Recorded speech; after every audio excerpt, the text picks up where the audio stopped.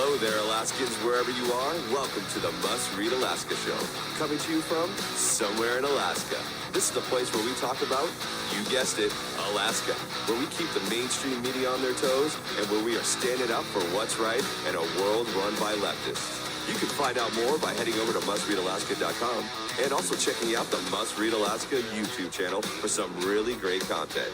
But first, let's get this party started.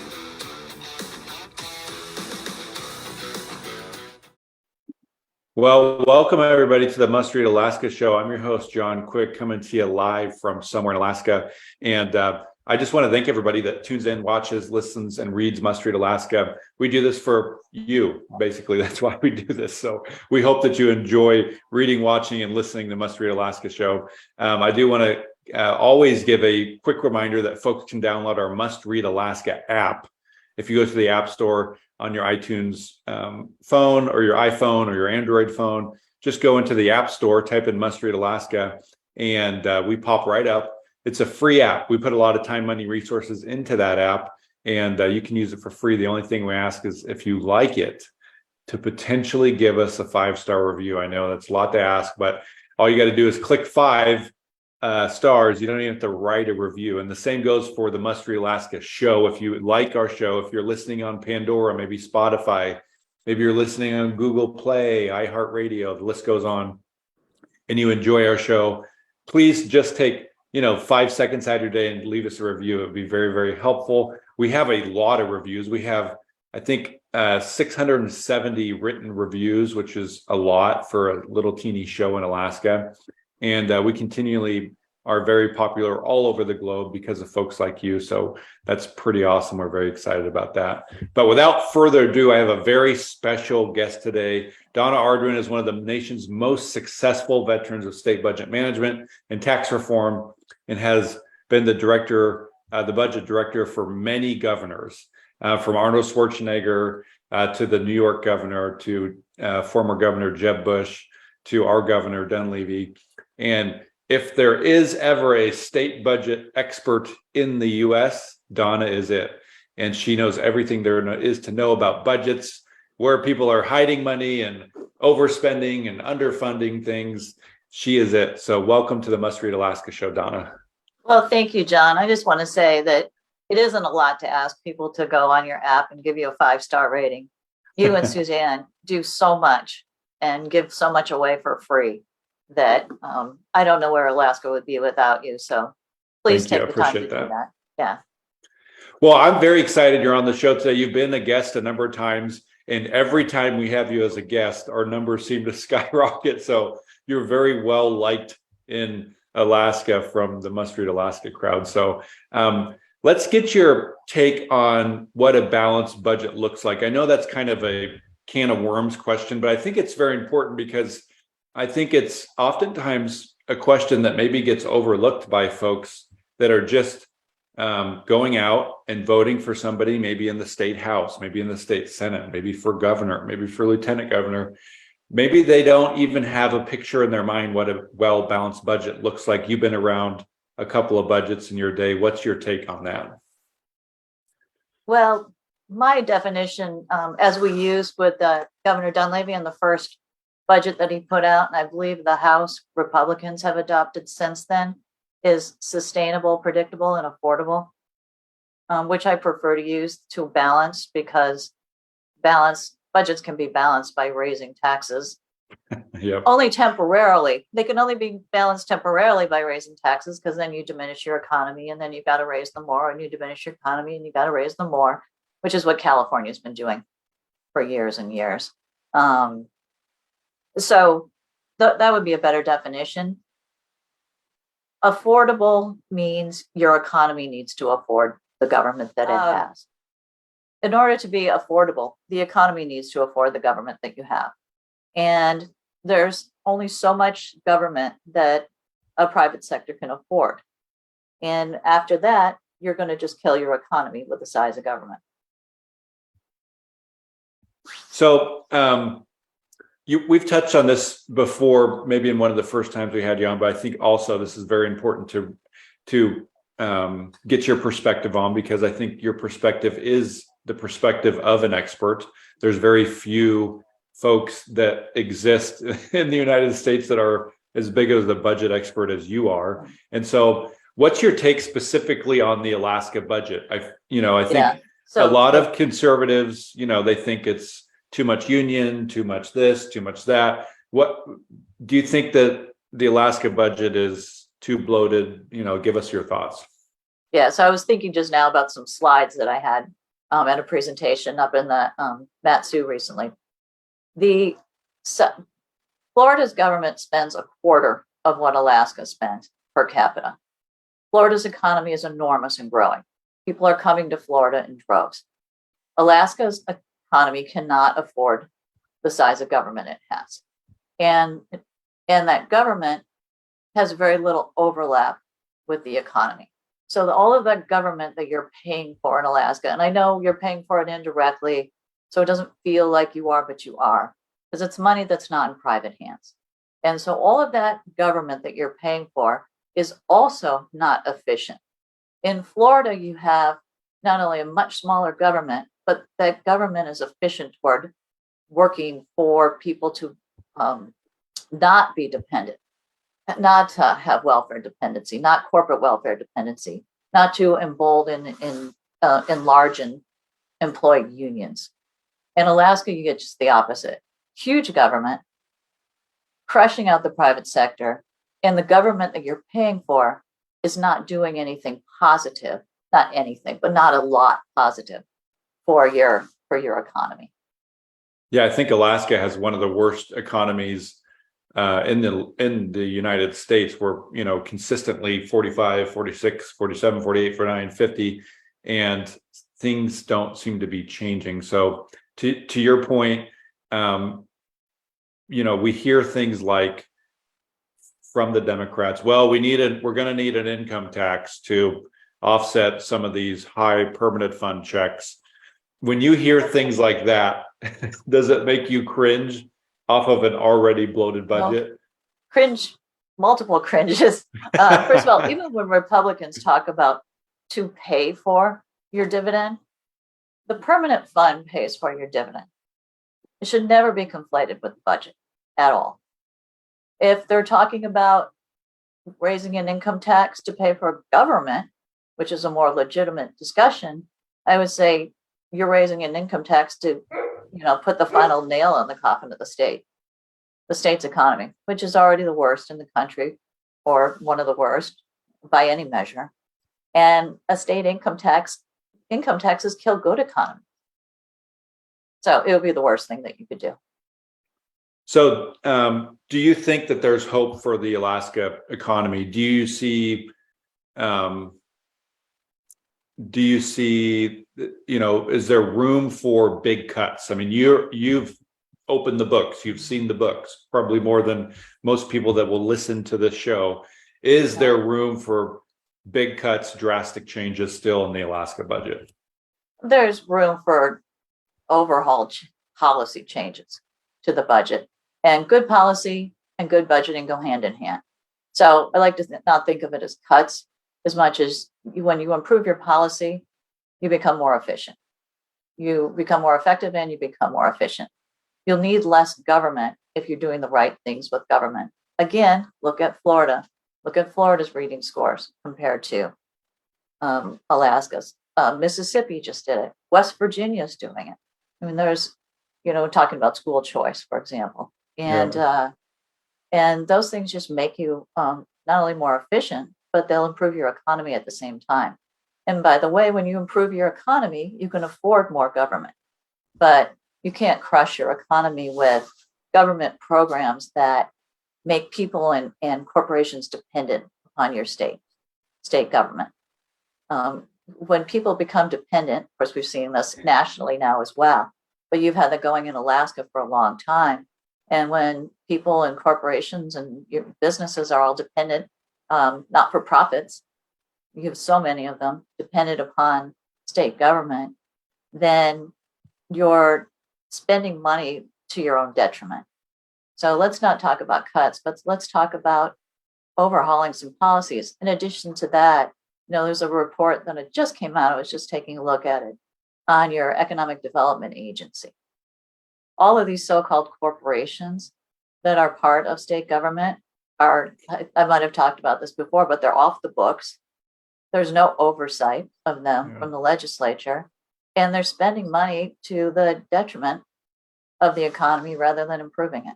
So there's a lot you can do without having to do things that reducing money for things that are important.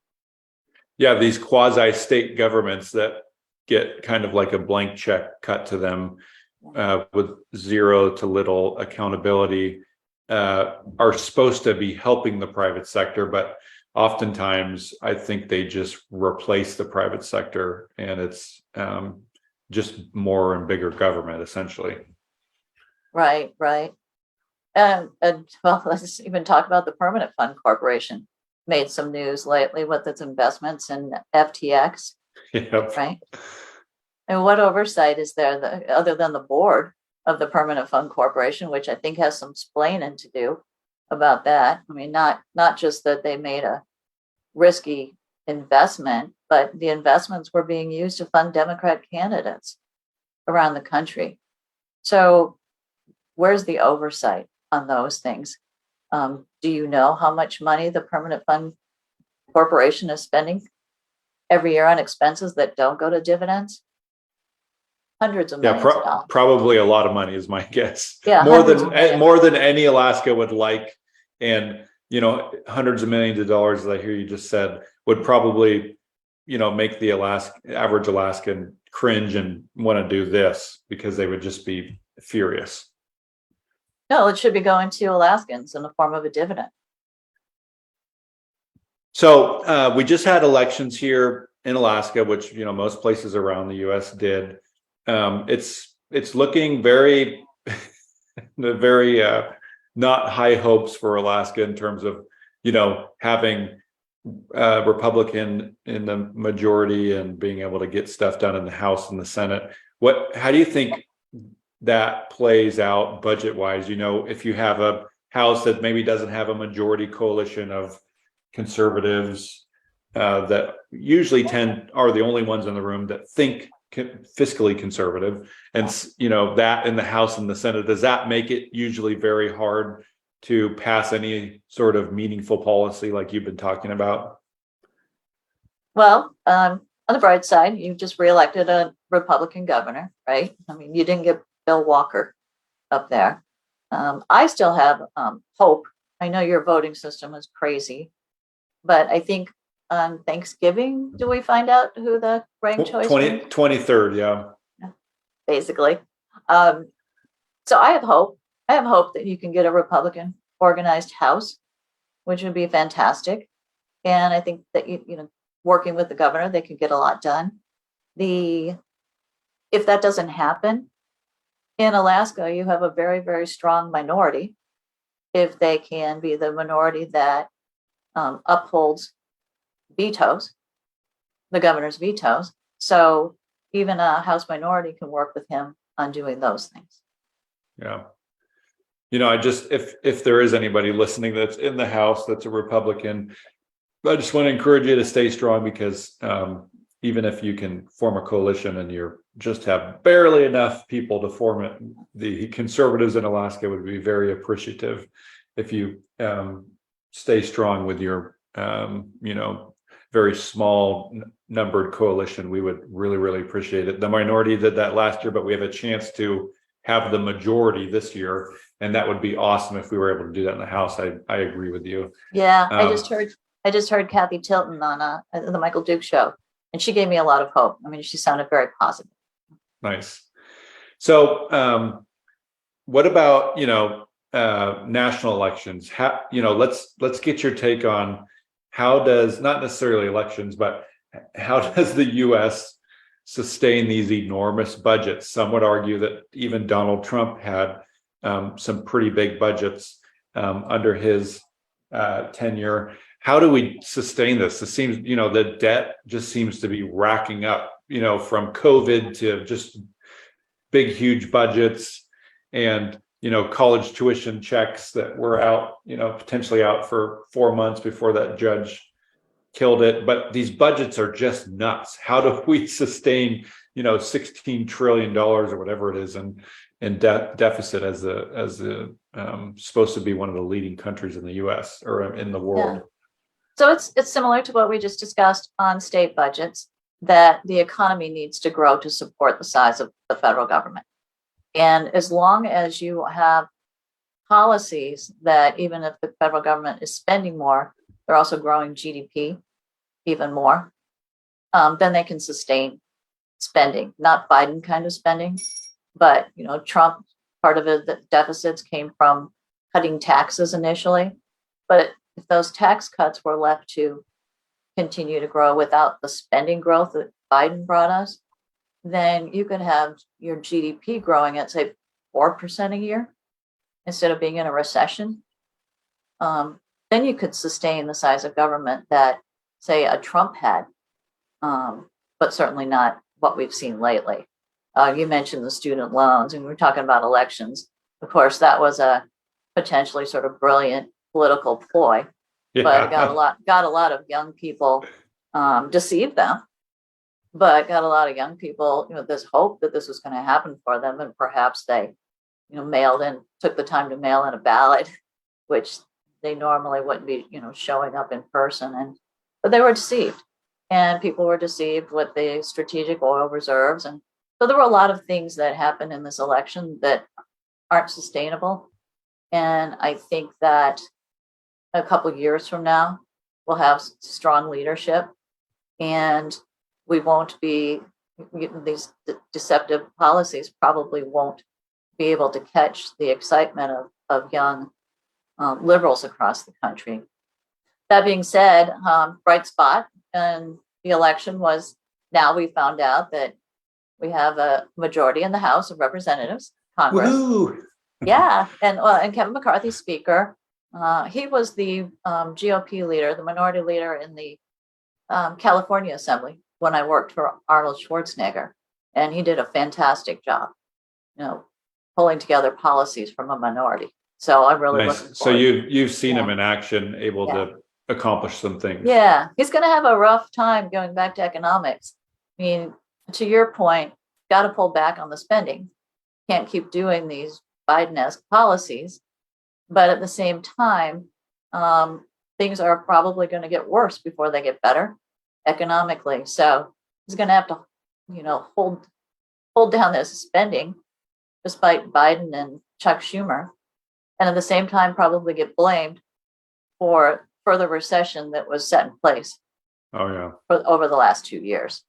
So it's going to be a tough time for him. But Arthur Laffer, who I have the privilege to work with, one of my favorite people on the planet, always says, it took us a Jimmy Carter to get us Ronald Reagan.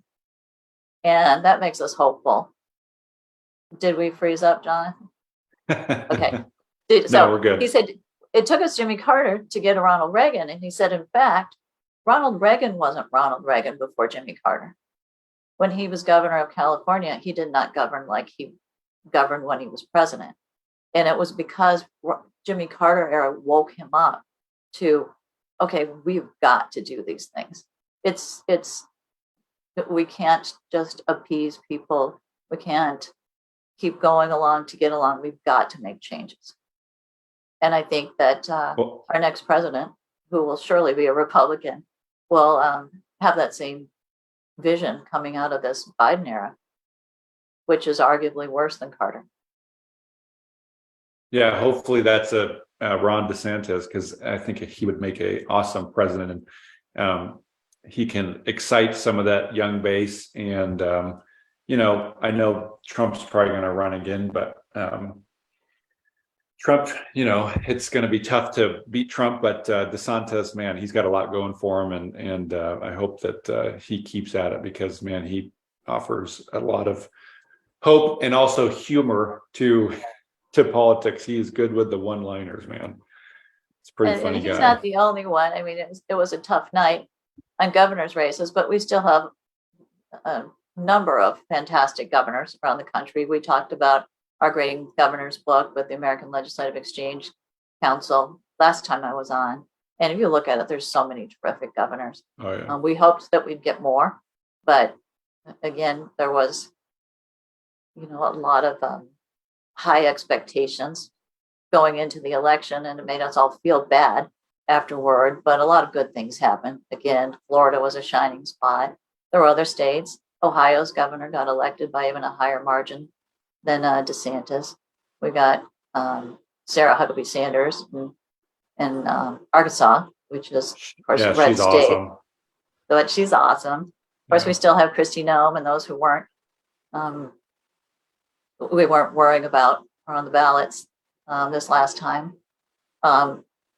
So there's a lot of great and Nancy states. Pelosi doesn't have a job anymore. So And Nancy Pelosi doesn't have a job anymore. So I mean, there were so many bright spots. I have hope. Also, we talked about these last minute sort of ploys, and the timing of the Roe decision, right? Which, I mean, the Supreme Court did absolutely the right thing. Should have happened back under the Nixon administration, but it was constitutionally the right thing. But people are confused. They think it means that no one's ever going to be able to have an abortion or get birth control or whatever the messaging was. And that'll die down in the next couple of years because, it's just all the decision did was put the decision back to the states where it belongs. And some of them will have drastic changes. Here in Michigan, there was an abortion amendment on the ballot. And certainly that hurt Republican candidates. But I think, that's not going to be happening in a couple of years. So my last question to you is this, Donna, if you could have the governor, the Senate president, and the Speaker of the House for Alaska in the same room, and they said to you, we'll do whatever you tell us to do, the one thing you tell us to do with the budget, what is the one thing you tell them to do with the Alaska budget this year? I just get one, huh? And they'll do whatever you tell them. You can't ask for more wishes. That's the only thing. I'm trying to figure out how to turn everything I want into one thing. How about just do everything that Florida does? Nice. Is that can I count that as a one That thing? that counts as one thing. Because, you'll probably tell me the exact number, but I think we're ranked 49th in your report or somewhere around there. In terms of being one of the worst economies in the country. Yeah, economies, yeah. And in the grading the governors, he was in the 30th or something like that. He was in the 30s, but like I said on the show, there were 12 communists behind him. But lots of room for improvement. That's what I said. Lots of room for improvement. But the point is, the reason we wrote the book is to help give governors and state legislators a roadmap to how to improve, and it can happen quickly. So all of the policy variables that we put in there are things that governors and legislators can concentrate on and find ways to really improve their economic outcomes, their reading outcomes, et cetera, in a short period of time. We're seeing other states do it. So it's absolutely doable. And so maybe my answer should have been just read our book as to what I would tell. It's a roadmap, if you will, to how to get on the right track. Yeah. Well, I really like Florida. To your point, I think DeSantis did a tweet a couple of days ago that said, as people are still counting their ballots, Florida counted 7 million ballots, declared a state of emergency, and had a hurricane all in the same week. And we got there, and he counted their ballots, in 7 hours or something. In 7 hours. I mean, you didn't even have to wait until bedtime. He knew who the winners were going to be. When I worked for Governor Jeb Bush, it was after the 2000 recount debacle, and he said, we're going to fix this thing. And he did. And of course, DeSantis has even further improved that with taking, people who aren't citizens of Florida out of the election rolls every year. There are things that, again, Alaska just follow what Florida does. And it's not the only state that has great policies, but it's the one I like to talk about because I spent so much time there and because they're doing so well. But yeah, there's a lot of things that you can do in Alaska. So Donna, any last minute? Notwithstanding ranked choice voting. Oh my gosh, yes, ranked choice. That's a whole nother half an hour segment, right? So any last minute thoughts before we take off here? The floor is yours. So hopefully I'm showing some optimism here, both for the country and for Alaska. If you go back, I tell my friends who are sort of in mourning after the election. I mean, first of all, we set our expectations high.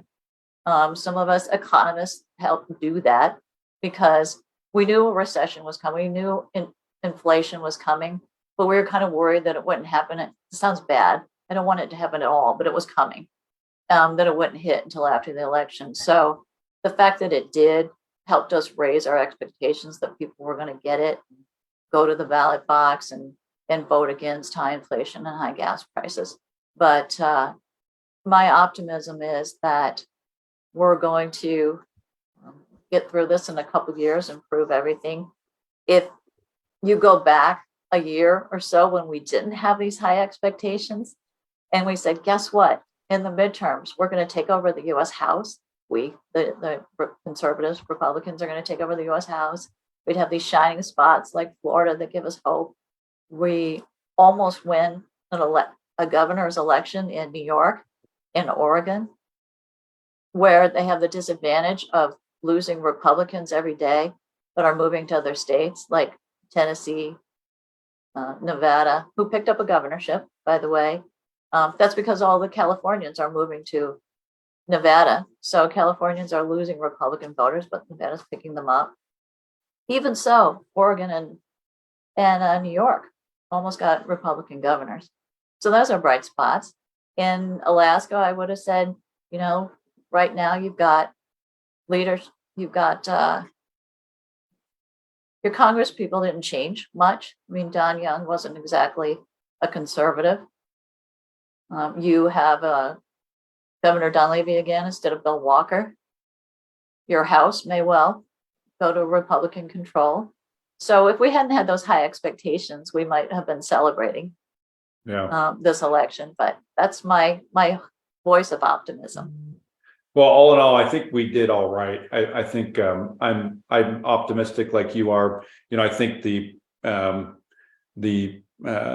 Obama had like a super majority back in 08 or 09 or something like that. He had the Senate and the House and him in office, and we're sitting prettier than that. So we can't always get everything we want, but if we chip away at it and we look at, the big win for me, and as I've talked to my friends, is Nancy Pelosi doesn't have a job anymore. And so and we have a conservative governor, and we'll take those wins and we'll keep trucking on. I would also say, sorry, but on ranked choice voting, although you may not be able to get rid of it in the next 2 years, people will understand it.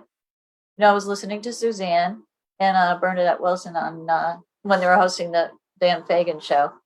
I think it was last week. I called in, but Bernadette was she's always so smart, but she made this great point that people don't understand it. They think if they rank more than one person, they may be splitting their vote.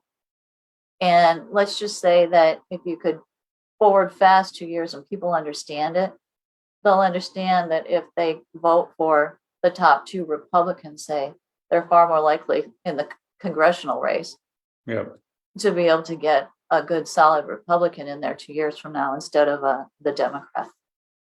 Yeah, if people would have fully understand ranked choice voting, and if all the Nick people ranked Sarah and all the Sarah people ranked Nick, we would have a Republican as our congressman or congresswoman.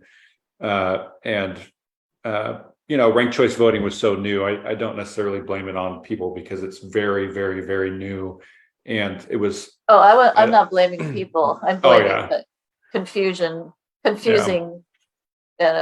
system that was put into place by certain folks. But my optimism is that when people really understand it, given some time to understand it, it could work to your advantage. Yeah, definitely. If people can understand it and game it out, then I think we'll have both sides gaming it out, but it'll be better than what we had this year, which is basically nobody fully understood it, including myself at times. And I've read all 38 pages of the thing, and I'm just like trying to understand this thing. So anyways, I appreciate it, Donna. We really, really appreciate you coming on the show. You're one of my favorite folks, and you are the expert with state budgets, in my opinion, in the U.S. And so I really appreciate all the work you do, all the work you've done here in Alaska. You stay connected to folks here, which I know that all the fiscal conservatives very, very much appreciate. And so we'll have you on again sometime. But in the meantime, we wish you nothing but success. And we'll throw a link for folks in the podcast where they can download the book that she put together on ranking all the states and all the governors and where we sit in terms of our financial position. And it's a very, very interesting book. So I encourage people to go click on it and download it. We'll put the link, like I said. And until next time, I'm John Quick from Somewhere in Alaska. Everybody have a phenomenal weekend and stay safe out there in the blistering cold. Thanks so much, Donna. Thanks, John.